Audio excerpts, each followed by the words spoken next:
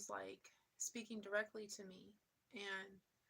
And even so, my distress was very preventative of me um, paying attention to that. And by distress, I mean um, the lights in the chapel are so bright. Like, even with my goggles on and a hat, a ball cap with a brim, and my army jacket completely over my head, like if I shifted, like I couldn't really write, in that position.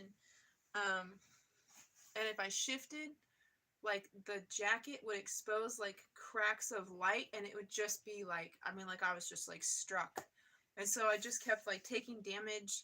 My nose was running, I was crying. um I I tried to reach for like one of the problems that I have is that, like, when I can't like see my arms and legs, I can't tell where they are in relation to my body. It's weird, but so like sitting in the dark, and also my eyes are closed because like the cracks of light keep like hitting me, and um like I'm trying to reach around and unzip a pocket on my backpack to get tissues because like my COVID mask is just completely wet. My goggles are filling up with tears, and like my arm, I somehow like got my arm like stuck, like half stuck in the sleeve of my army jacket or something, and I'm just like like and I can't, like, for a while I just can't figure out how to do that. And like I've got like a hat falling over my head, and like the goggles are like digging into me, and I'm just miserable. And I'm just like so like just fully cognizant of the fact that I'm just like a fucking like broken child. It's like I don't even belong in the adult church, like I don't belong in the adult world. And I'm doing the best that I can, like I had everything that I needed on me at least today. My water, my medicine, my inhaler, like stim toys in case I needed that, like. And um and I'm just like this tends to happen when I have someone in my life who believes that I'm not who I present myself to be. Or not, like, not that's not even a fucking accurate statement. Like, it's not like presenting myself that I'm not who I seem, that I'm not what I seem to be, that I'm like that it's an act, that it's bullshit. Like whenever I have a person like that in my life, which like my mother and my like whatever boyfriend or friend in faith or whatever the fuck. um and like both of them, like they they have this attitude, like just drop it, just drop the act, like you can walk, like you're fine, and it's like, well, yeah, like sometimes I can and sometimes I can't, and like and like why like I don't want to be with, like, I don't even want to be friends with somebody that like thinks that about me, that I'm choosing not to, be able, like, that I'm like pretending, like you think I'm lazy, like, dude, you just don't see me, you just don't see me. And like when it gets around to thinking like that, it's like, oh well, that's an age old problem, that's a lifelong problem, in fact. Like people just don't see me, people just don't see me. And like in the church they tell you, like, well, people aren't resisting you, they're resisting God. And it's like, okay, I understand that, and that allows me to more easily forgive them, but it doesn't keep me from getting hurt. It doesn't hurt less. Like, still, like, the people are choosing, to come against me and try to bring me down. Don't bring me down, Bruce. Don't bring me down, Bruce. Don't bring me down, Bruce. Don't bring me down.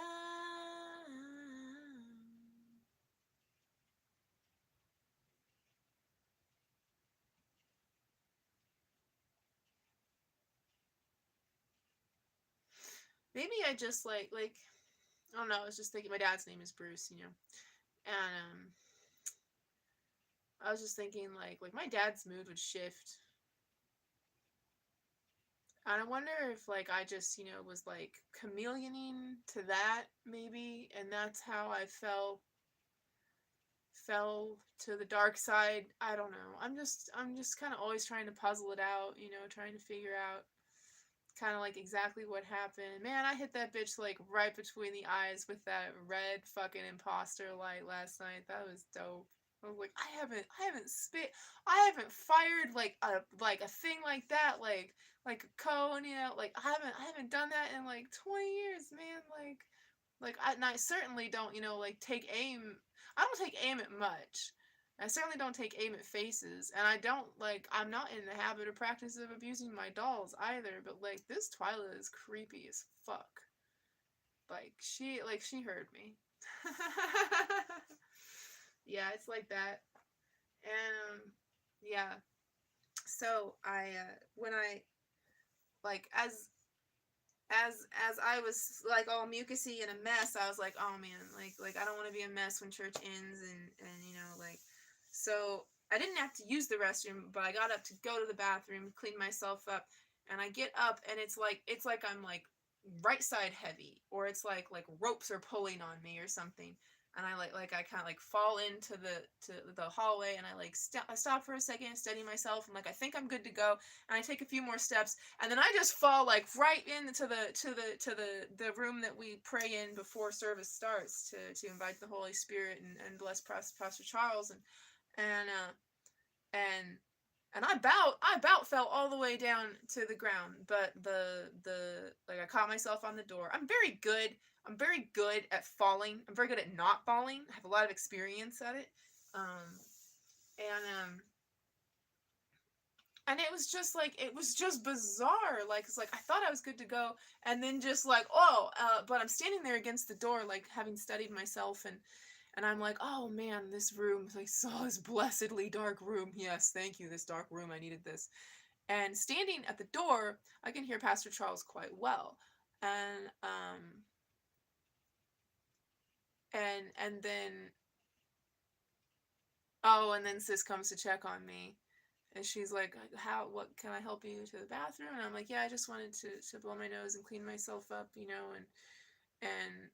and she's like, should I turn on the light for the bathroom? Like, no, no, no, no, no. I need the dark. And she's like, oh, well, you can. That room you were in is dark. And I was like, oh my gosh, sis, you are right. Like, I thought it was the devil yanking my chain, but it was God being like, go here. You don't have to leave the church. You can sit in this dark room, and that's cool. But like actually, like not like standing at the door, like the acoustics were good to hear him clearly. But sitting, maybe there's a different spot around the table that I could sit at. But sitting where I sat at after sis got me back there, and she brought my wheelchair and all my stuff and everything had fallen off my lap, and my mask. I'm just like, I'm a mess. I'm a mess.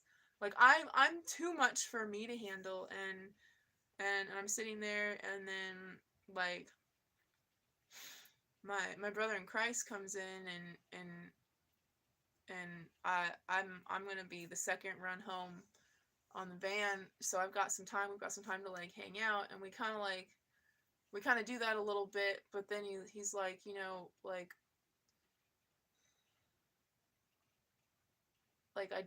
I don't think that like being around you is making it go away, is like like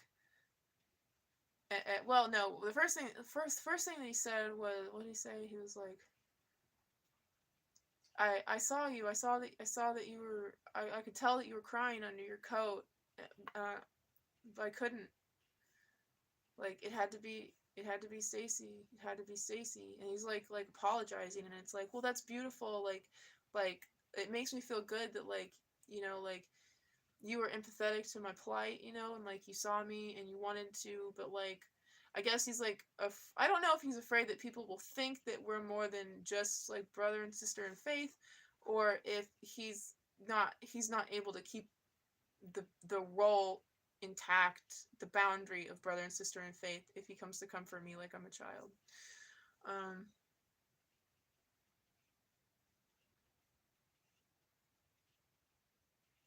but yeah, like basically the demon of lust just snatches up whoever sits opposite me, and I've been facing that all my life, and like, and I've got my cow there, and he's like, is that metal? And it's like, no, like it almost looks like it would be metal though. It's a very sturdy cow though. It's a fantastic cow. And I let him check out my cow, and I was like, yeah, like I'm not eating meat again. And maybe that's kind of why the cow is like, cows are my friend, not food. Cow's friend, not food. Bruce, right? Yeah, fish are friends, not food. And Bruce from Finding Nemo.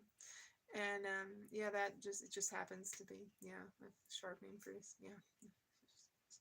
Yeah, yeah, yeah, yeah, yeah, yeah, yeah. And I'm like, yeah, like also like I think this reminds me that I have been seen, and like before I was, like when I was younger, like before I was on the radar as a sexual object, consistently people were just like, you're like a cow.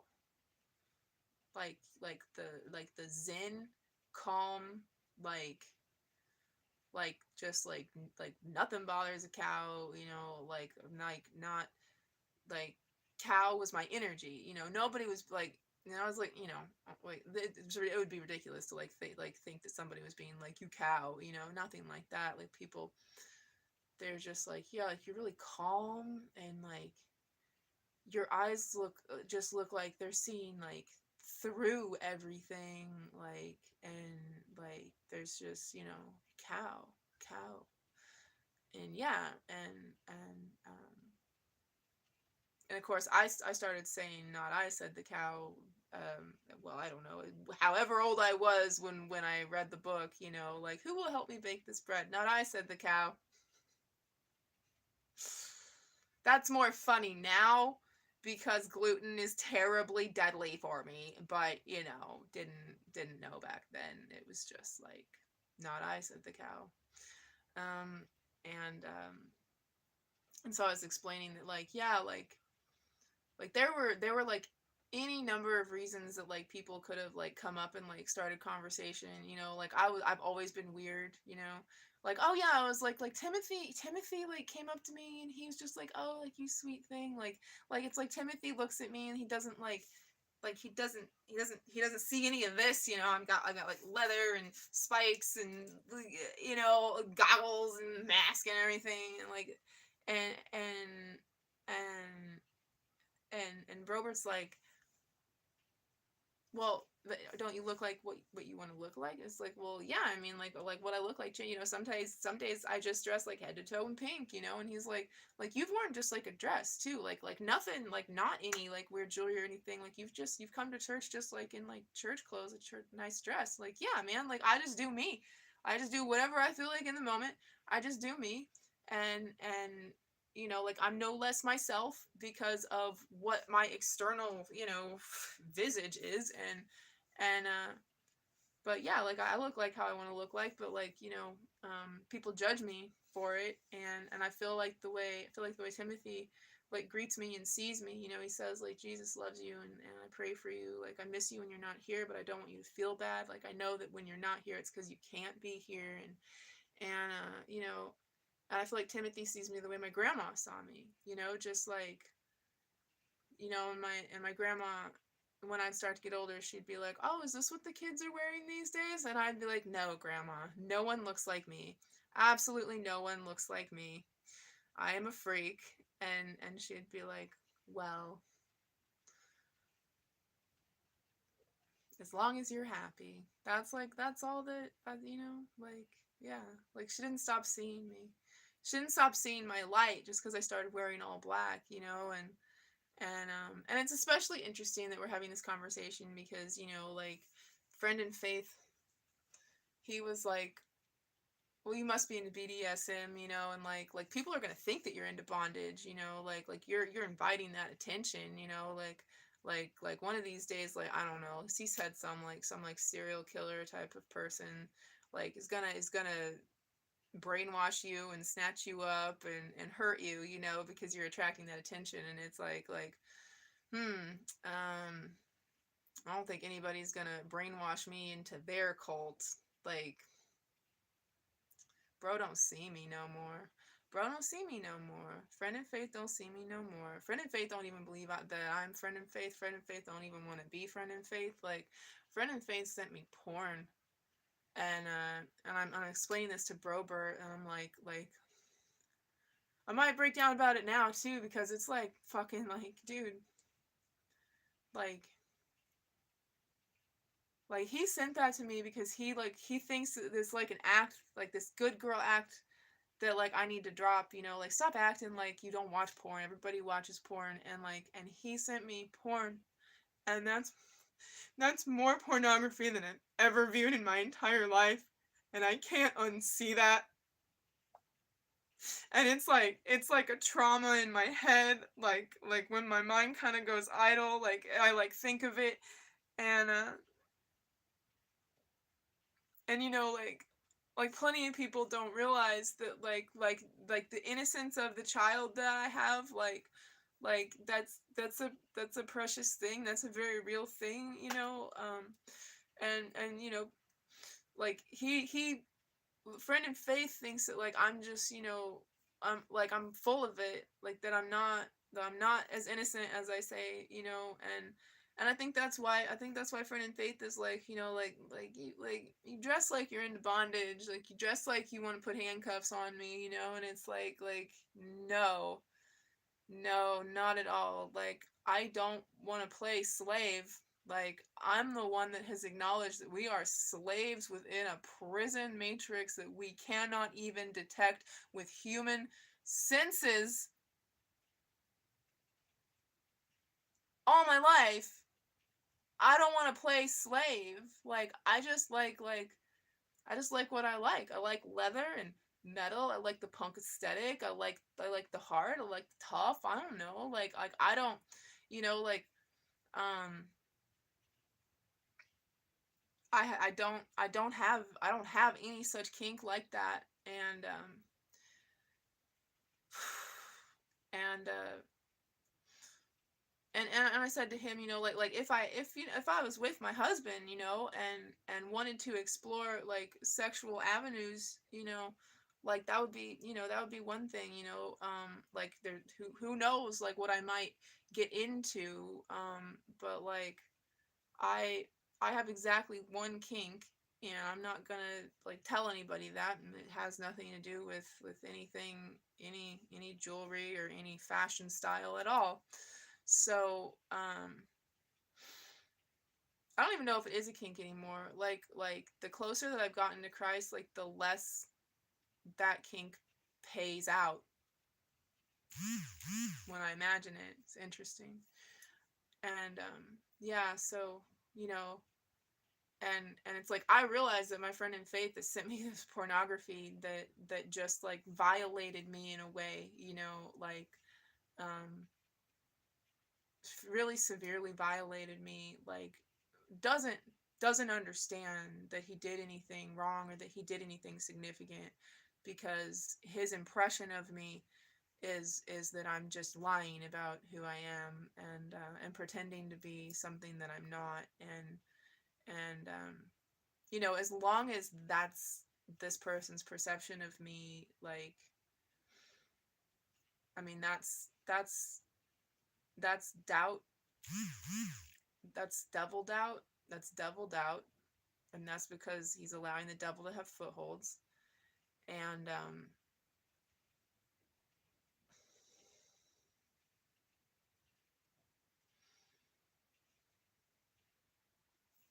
you know, he just he thinks that I'm a hypocrite, and like that makes me a shitty person, you know. Like anybody who's a hypocrite is a shitty person. People, like anybody who lies, you know, like so he thinks I'm a liar, he thinks I'm a hypocrite, or he thinks I'm delusional about it, you know. And it's like no, I'm very certain that I have, that's the most pornography I've ever seen in my life, and you traumatized me.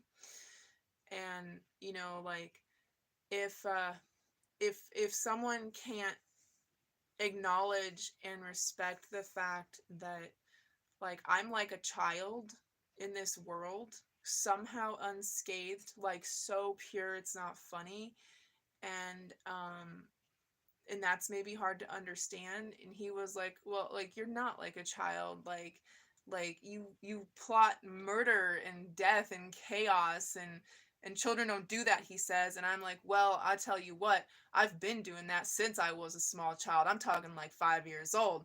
I've been just not killing people, not hurting people, not fucking with people, not causing chaos. I have had these thoughts ever since I was a child. So I tell you, children do think like that because I thought like that when I was a child. So me being childlike, like, you think that it's like adult to have darkness. You think it's like adult to have thoughts of killing yourself and killing other people brutally, and you're wrong. You're wrong. Now I am childlike, but me as a child, it's a dark child, angry child.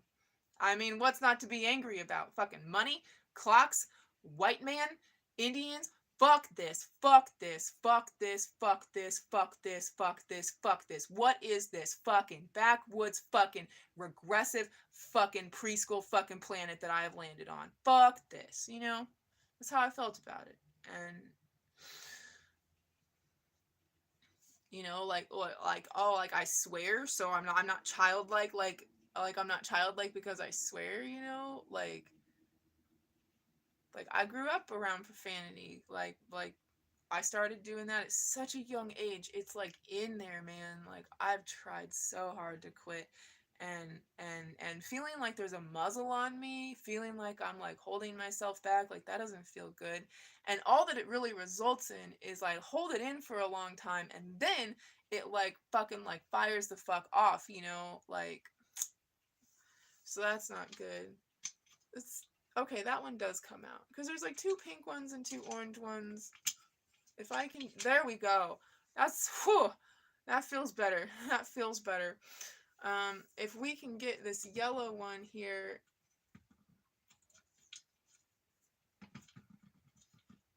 Come on. I don't want to break it. I mean, if it don't come out, then it's never come out. Then it's like it's factory positioned. But this one, is this one? These are both factory positioned. This is just not the fucking facing of this tree then. How did grandma have this? There was like only one way that my grandma actually like had OCD. Like, everything was so particular. Everything was at a certain angle. But that served her because she went blind. And because she was meticulous about the angling, the placement, put everything back where it came from, her going blind, she hardly even skipped a beat. God prepared her for that. Her OCD served her. It also made her kind of miserable, as it does, as it can do.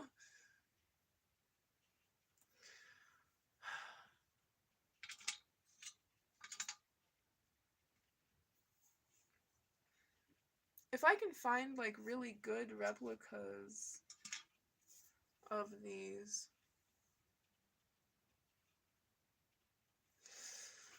I don't really want to eat this.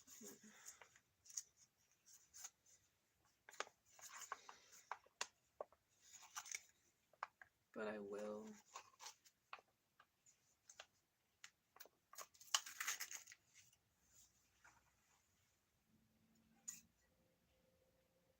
I knew it. I knew it. I knew it. I knew you would. I knew you would. You see how long I held that spoon? I was like, that spoon's gonna pull up, honey. I know it is. And it did. This doesn't look appetizing. I'm hoping if I mix it up, it'll look better.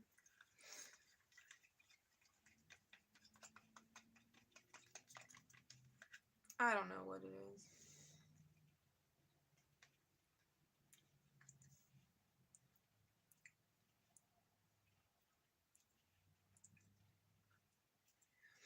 It meets my dietary requirements.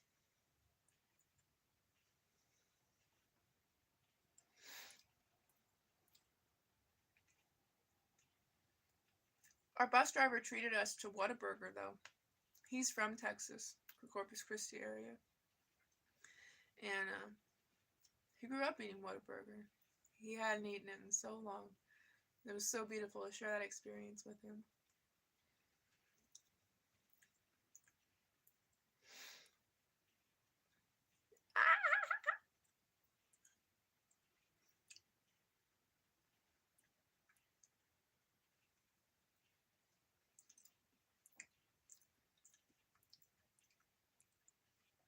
I had a Cobb salad.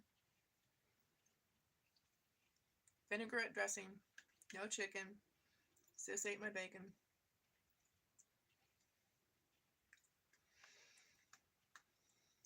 I had a few fries. I had a few of Norm's fries. I had a few of Stacy's fries.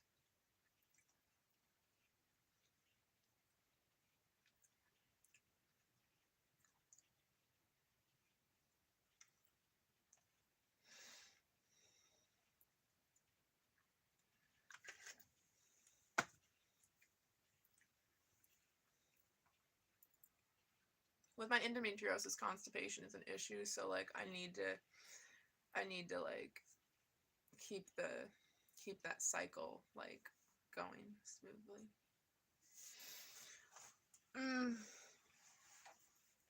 Yeah, so Robert was like, got to keep you at a distance for your safety, for the safety of his soul, because I tempt him, and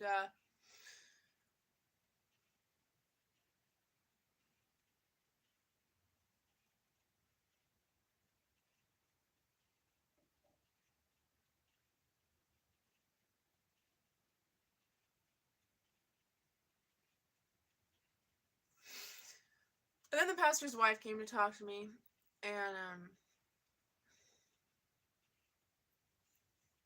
she was like, well, maybe you can stay in here and then you won't be disruptive, because we really can't have you being disruptive. And it's like, yeah, man, like I don't want to be like the demonic thing scaring people away from the Baptist church, like I know that's what it is.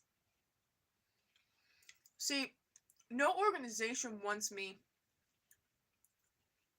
No, I'm not welcome in church groups. I'm not welcome in Bible studies. I'm not welcome in retail establishments. Like I repel business. I'm not, that's not the cultural image that we're going for, you know?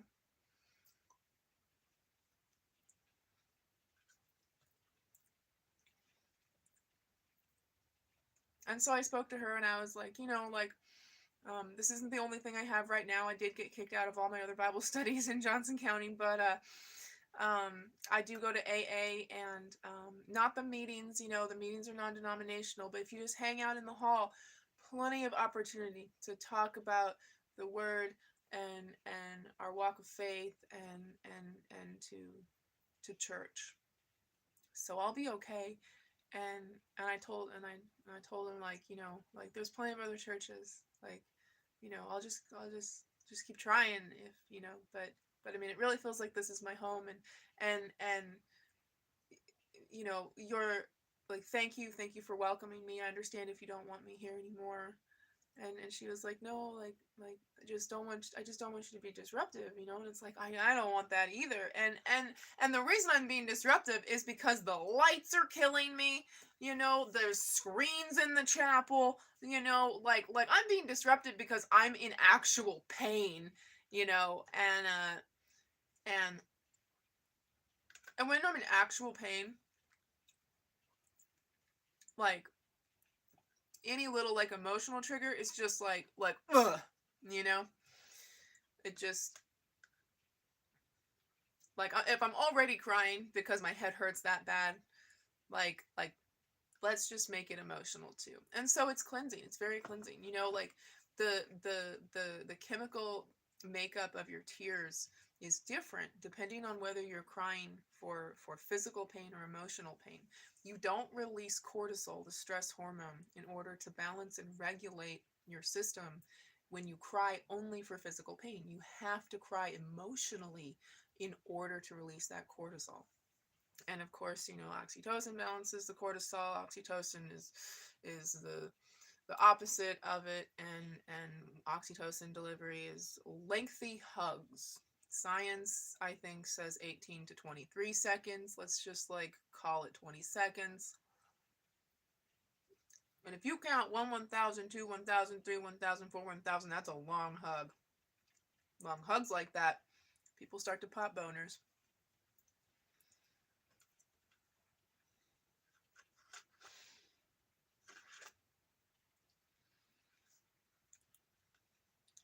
Man, that was wild last night. Not looking forward to watching that back, but have to do that. Like that is so freaking crazy. Like what are the odds? What are the odds? It could only be God. What's the odd? What like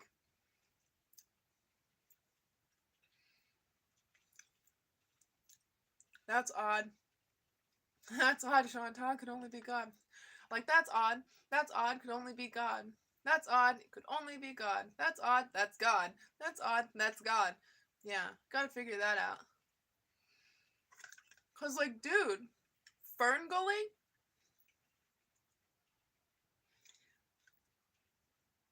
It's not like The Great Gatsby was like in a playlist. It just randomly played something. And like the really weird thing is that I didn't tune into it until exactly until we were tuning out of it because that thing was happening where like he was like you've like you're just you've done meth. Can't sit through a movie. You've done meth. It's like, no, dude. I'm like currently in fight or flight response. Like I'm like I'm facing homelessness, dude. Like I'm fucking freaked out, man. Like I'm going over like what do I need to do at home? I gotta get this done. I gotta get this done. I gotta call this. Like what's the place that I can stay? I gotta do that. You know, like I'm just like I was in crisis. Well, if crisis looks like meth addiction, there you go. Why does it seem like Mindy's been on meth? Because I've been in crisis all my adult life. Like, I've been in crisis all of my adult life. And, like, honestly, like, more than like, all my life.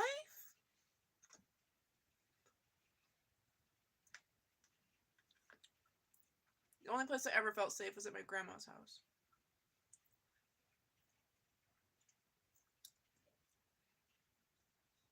Oh, yeah, last night I figured out how I could make it better. How I could repent. Where I could change the timeline.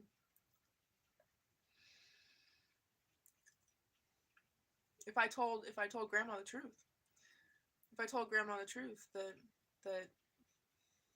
that mom is horrible. You know, like I thought I don't know, you know, it was I was older before grandma started being open about how she really thought of her daughter, you know? And and I wasn't happy.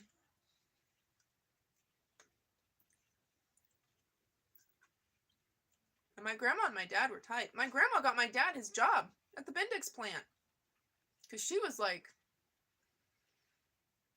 established there,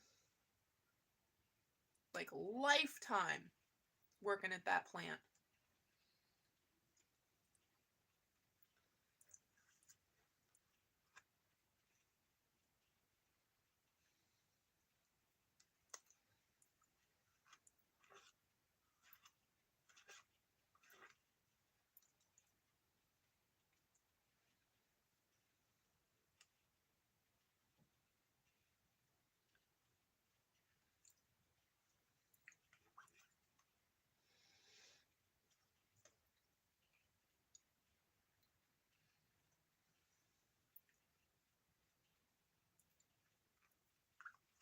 Nature, nurture, it's just the culprit. Right? I mean, it's so easy. It's so easy for me. It's, I mean, with me, it's so easy with me, you know? My mom is just a culp. Just, she's just her father's daughter. And, my grandmother's Chrisman. Yeah, like Christmas, like Christ, like, yeah. Mary Leona Chrisman. From Chrisman to culp. Culpable, culprit.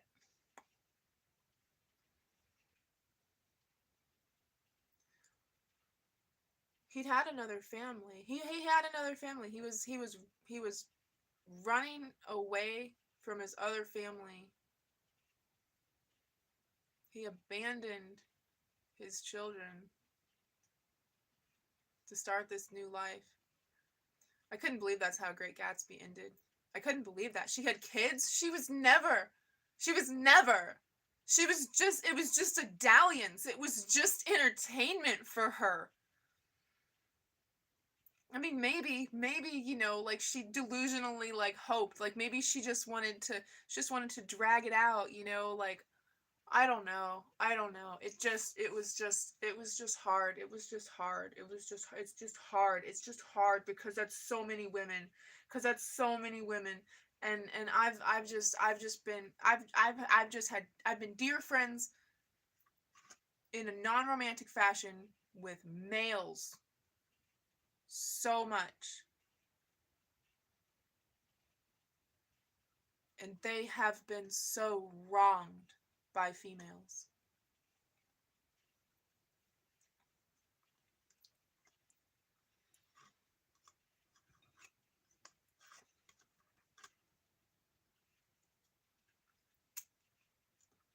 So it stands to reason that if this friend in faith thinks that I'm the devil, then he's gonna actually let the devil just waltz right in and suck his dick.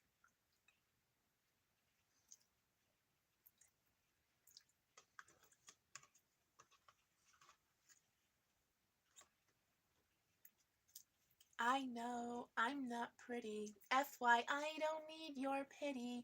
Not a boy, not a girl. Preternatural. Preternatural. Preternatural.